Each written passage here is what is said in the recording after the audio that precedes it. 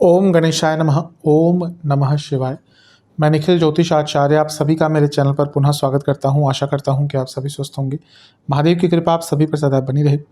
ये वीडियो सिंह यानी कि लियो के लिए बहुत विशेष है, क्योंकि वीडियो है आने वाले महीने यानी कि मई 2025 के मासिक राशिफल के बारे में। कैसा रहेगा मई का महीना सिंह के लिए। मेरा जो मासिक राशिफल होता है प्रमुखतः जीवन की मुख्य चीज़ों पर आधारित होता है, जैसे कि सामान्य विश्लेषण, career, business, income, investment, love life, married life, students और सेहत। और इसके साथ ही वीडियो के अंत में कुछ विशेष उपाय भी बताता हूं, जिसके करने से महीने की सकारात्मकता में वृद्धि अवश्य होती है।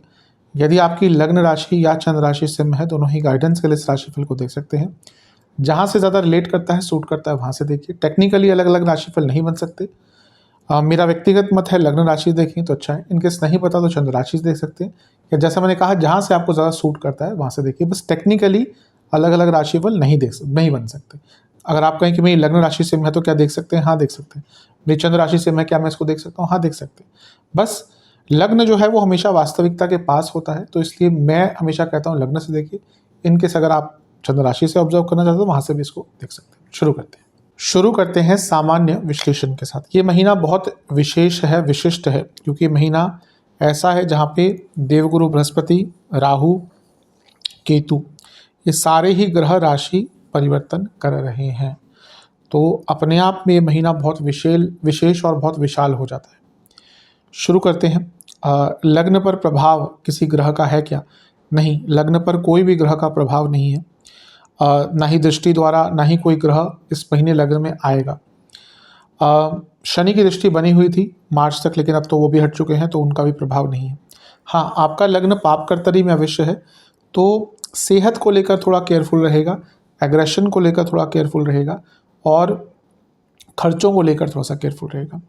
इस महीने के परिवर्तन से ही स्टार्ट करते हैं। फिर पहला परिवर्तन बुध का होगा, और वो आपके नवम भाव में आकर बैठ जाएंगे, और उच्च के सूर्य यानी कि आपके लग्नेश के साथ ही उनका युति योग बन जाएगा।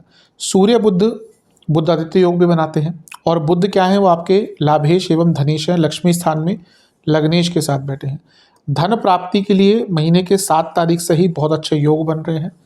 जॉब प्राप्त करनी हो, जॉब ढूंढनी हो, जॉब चेंज करनी हो, बिजनेस में कुछ नया करना हो, धन प्राप्ति के नए रास्ते खोलने हो, इन सब के लिए अच्छा है।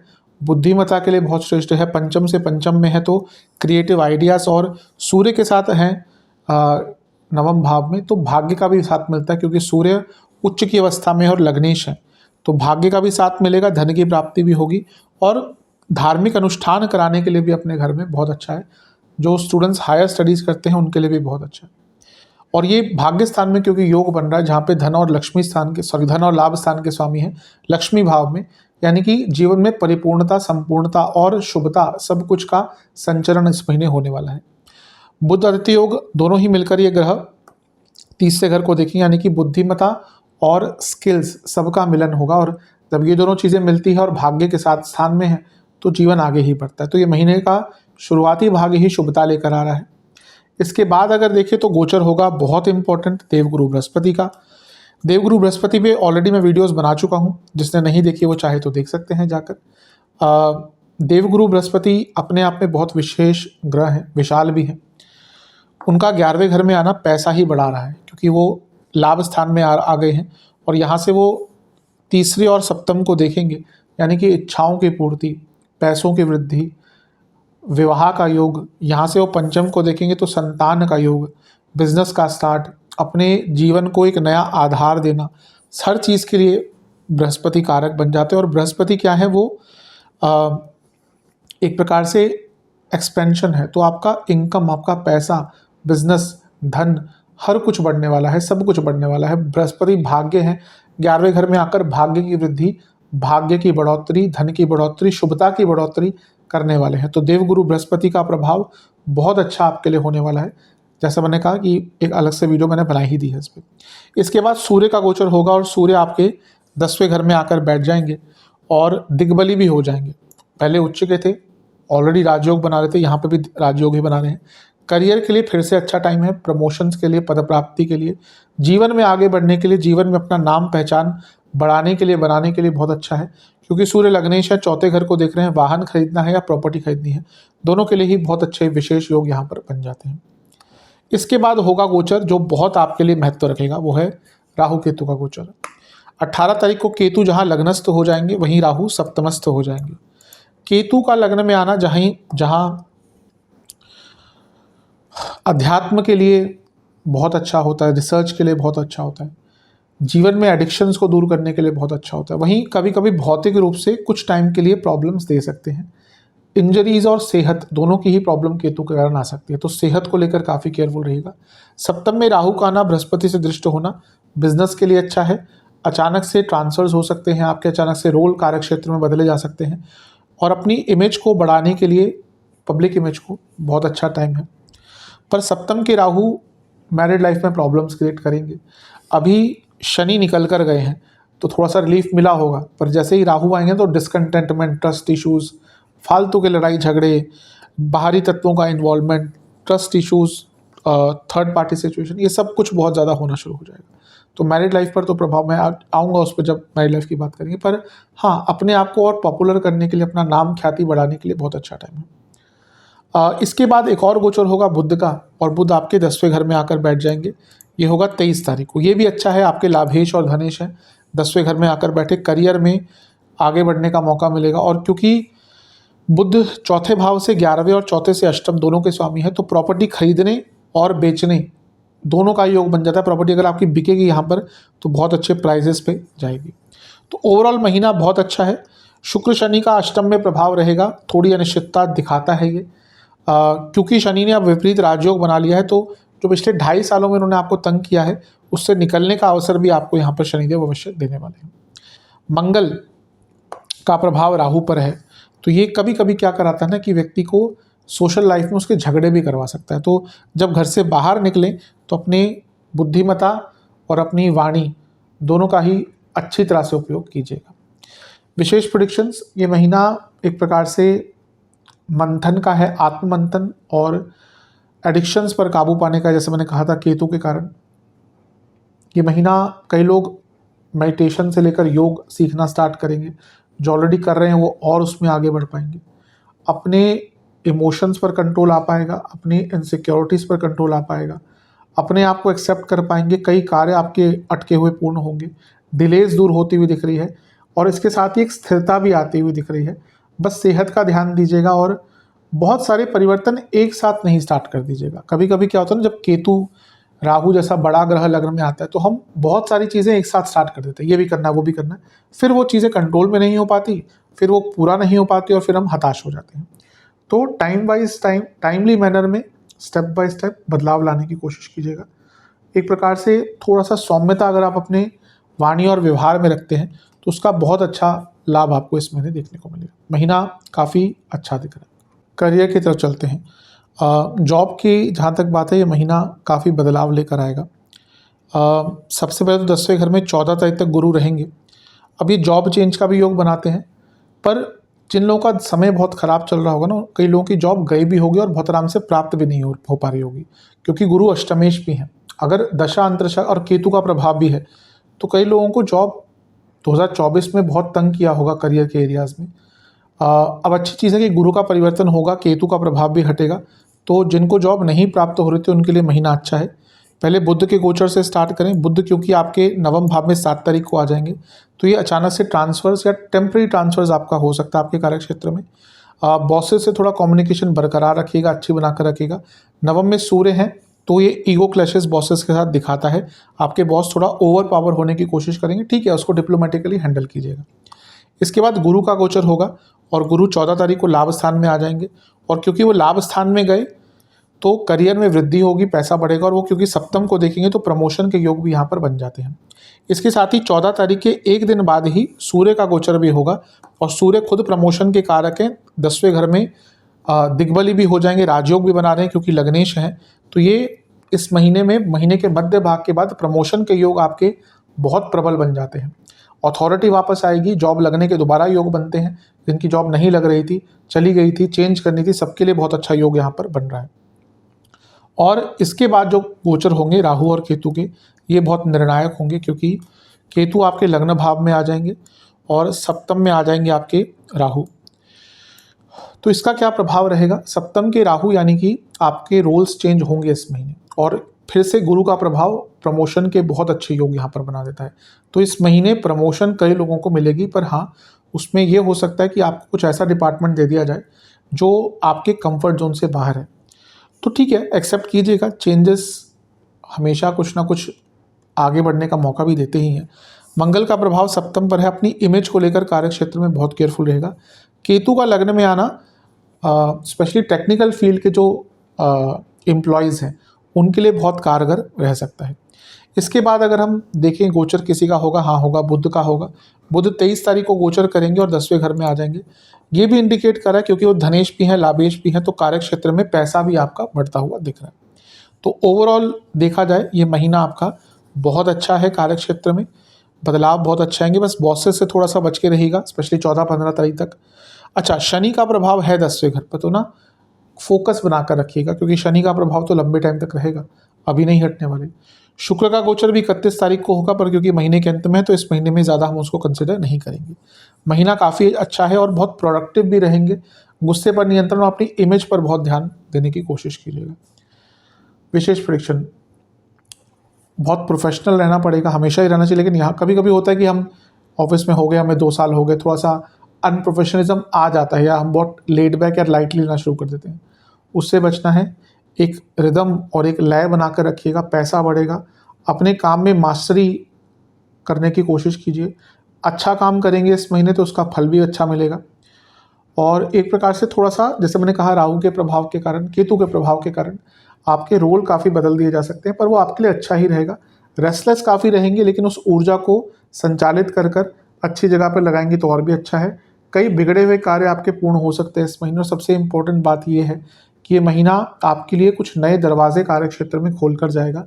कई काम जो आप नहीं ढंग से कर पा रहे थे वो करने का क्षमता और नया रास्ता आपके लिए खुल सकता है। तो ये महीना ओवरऑल देखा जाए कार्य क्षेत्र के लिए अच्छा है। चलते हैं बिजनेस की तरफ। जहाँ तक बिजनेस की बात है, महीना बहुत बड़े बदलाव लाएगा, क्योंकि बहुत बड़े ग्रहों का प्रभाव आ रहा है। सबसे पहले बुध का गोचर 7 तारीख को जो होगा, वो क्योंकि सप्तम से तीसरे घर में है और बुध धनेश और लाभेश है। कोई पेमेंट अटकी हुई थी, कोई काम अटका हुआ था, पेमेंट से संबंधित प्रोसेस नहीं हो पा रहा था ऑर्डर, उसमें आपको लाभ मिलेगा। इसके बाद गुरु का गोचर बहुत निर्णायक होगा, क्योंकि गुरु 14 तारीख को आपके 11वें घर में जाकर सीधा सप्तम को देखेंगे, तो वृद्धि होगी। वो सप्तम से दूसरे के स्वामी और सप्तम से लाभ के स्वामी हैं। पैसा तो बिजनेस में भरपूर मात्रा में बढ़ने वाला है, इसमें कोई दो राय है ही नहीं। इसके बाद सूर्य का गोचर होगा। सूर्य आपके 10वें घर में आकर बैठ जाएंगे 15 तारीख को। ये भी ठीक है, क्योंकि लग्नेश है, राजयोग बना रहे हैं, सप्तम से चौथे में है। फैमिली बिजनेस में कोई डिस्प्यूट है उसको सॉल्व करने का मौका मिलेगा। इवन सरकारी कार्यों को भी सॉल्व करने का अवसर प्राप्त होगा। इसके बाद जो गोचर होगा राहु केतु का, वो बहुत निर्णायक है बिजनेस के लिए, क्योंकि केतु लग्न में आएंगे तो बिजनेस में बदलाव तो दिखाई रहे, लेकिन सप्तम में राहु आ जाएंगे तो ये विदेश में सफलता, पैसों की वृद्धि, भरपूर वृद्धि, और गुरु का प्रभाव एक्सपेंशन कई गुना बढ़ा सकता है। और सबसे इंपॉर्टेंट चीज़ है, कुछ अलग करने का मौका मिलेगा, फंडिंग मिलेगी, बाहर से इन्वेस्टमेंट मिल सकती है, नए पार्टनर्स मिल सकते हैं आपको, और बिजनेस में कुछ रिस्क लेने का, नया करने का मौका भी आपको प्राप्त होगा। तो मेरे हिसाब से ये जो राहु का गोचर है, केतु का गोचर है, ये बहुत निर्णायक रहेगा। महीने के अंत की तरफ 23 तारीख को बुध आदित्य योग भी बनेगा फिर से, और आपके जो धनेश हैं और लाभेश हैं यानी कि बुध, वो लग्नेश के साथ बैठ जाएंगे, तो बिजनेस में कोई बहुत बड़ा नया काम आपको 23 तारीख के आसपास प्राप्त हो सकता है।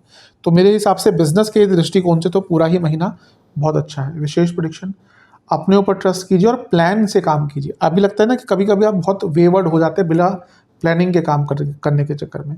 एक्सपैंड कीजिए अपने आप को, अपने बिजनेस को, विचारों पर, अपने विचारों को और बढ़ाइए। बहुत कुछ अच्छा कर सकते हैं अगर आप बिलीव अपने आप ऊपर रखते हैं। कई चीज़ों का आंसर आपके अपने पास ही है। नया स्टार्ट करना है, कुछ नए स्टेप्स लेने हैं, कुछ रिस्क लेने हैं, कुछ सपोर्ट ढूंढना है, इन्वेस्टर्स ढूंढने हैं, एसोसिएट्स ढूंढने हैं, पार्टनर्स ढूंढने हैं, अपने बिजनेस को प्योरीफाई करना है, अपने आइडियाज़ को प्योरीफाई करना है।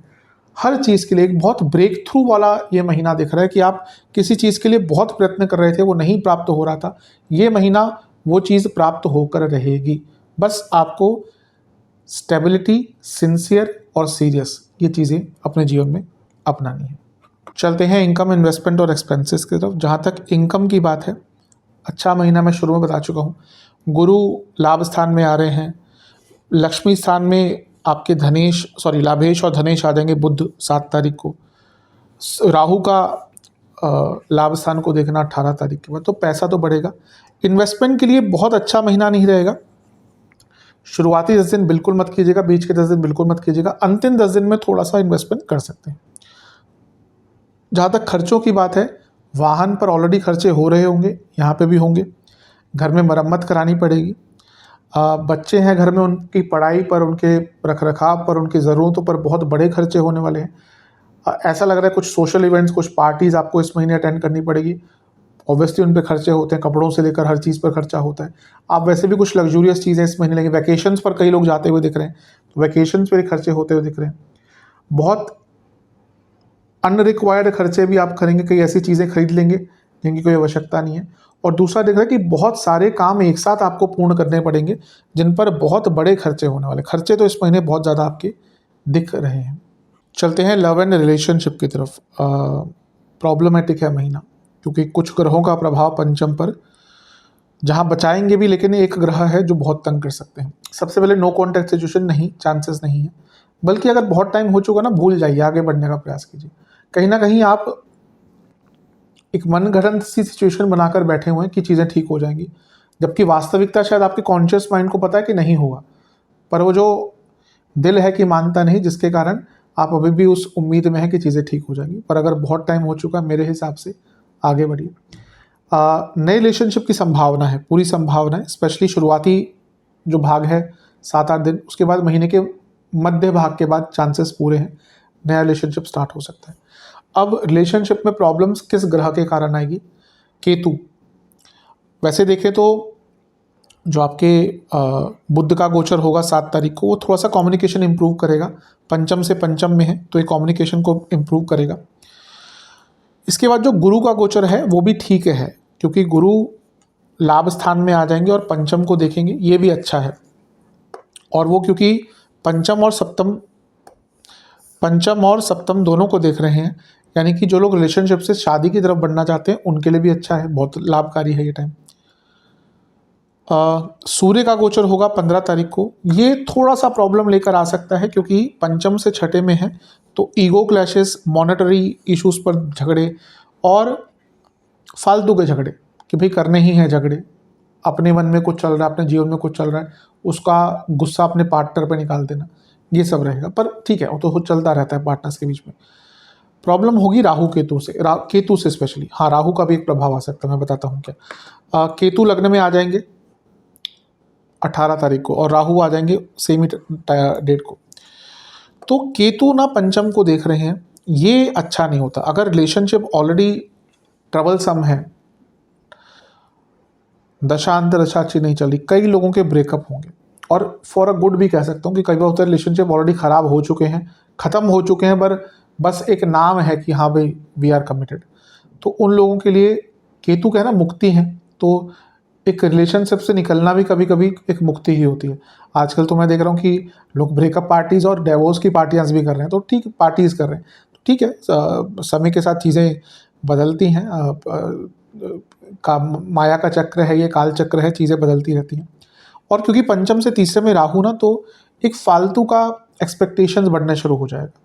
ये सारी चीज़ें रिलेशनशिप में तंग करेंगी। गुरु बचाव करेंगे, मैं कह रहा हूँ गुरु बचाव करेंगे, पर केतु का प्रभाव बहुत स्ट्रांग है। तो 18 तारीख के बाद से कुछ लोगों के तो ब्रेकअप्स भी होंगे, पर अदरवाइज़ क्या है कि कुछ लोगों के लिए रिलेशनशिप में प्रॉब्लम्स आना शुरू होंगे। विशेष प्रेडिक्शन, बहुत ये महीना ऐसे जब आप बहुत ना बंदा बंदा सा महसूस करेंगे कि आपको लगेगा कि रिलेशनशिप में बंद गया हूँ या बंद गई हूँ। कई लोगों के साथ कई बार होता है, इवन अच्छे रिलेशनशिप में भी ऐसे फेजेस आते हैं।